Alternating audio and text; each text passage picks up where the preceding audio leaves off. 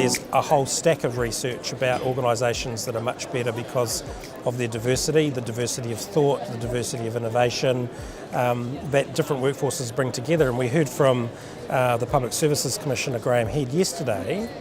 about monocultures, and the reality is we're a monoculture. And a huge amount of work we've just done recently in Fire and Rescue New South Wales was to try and understand what the organisation wants to do to be successful in the future.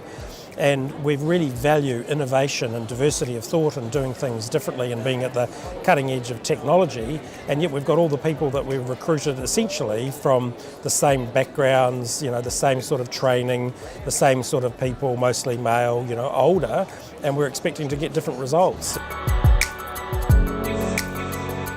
When you look across the organisation, in each one you will find really excellent innovation in terms of how we do the training or exercising or the way we design our equipment or our trucks or things like that. But overall, everything relies on individuals making the steps. The organizations in itself are sort of still struggling with supporting the innovations in the right way.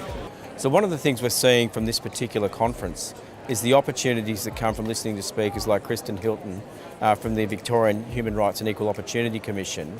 to be able to explain what are the things that we need to do for the future and the learnings and the observations that she's seen as being part of the sector. I'm very proud to be one of the male champions of change, which is also driving the change that we need in this space. There's a long way to go, but there's been some good steps started. This conference, though, has given us some great ideas about how to take that forward and have that conversation with all fire and emergency services personnel. What we know is that organisations where there is really one very, very dominant culture, that has an impact not just on people who might be suffering discrimination in there because they don't belong to the dominant culture, but on the organisation as a whole. Look, I think the conversation has started and there's people who have been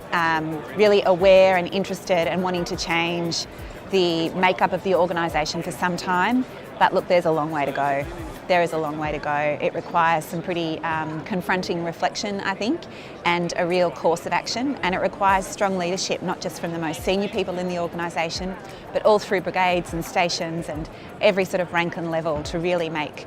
the organisations more reflective of the community that they serve. I think one of the great things about being at this conference is that you can see a groundswell of interest and activity and commitment, and people are talking about the different initiatives within their organisation which are going to help this. I've seen a real maturing of the fire and emergency service industry in my time that we're now willing to ask questions we don't know the answers to, and we're handing over those questions to some of the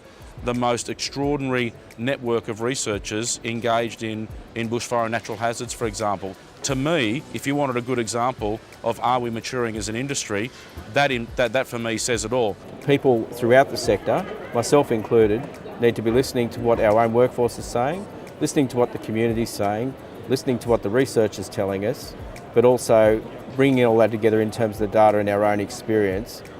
that where we see significant change, whether it's through male champions, whether it's through professionalisation, whether it's with new ways of engaging with the community, so that we can continue to involve and engage.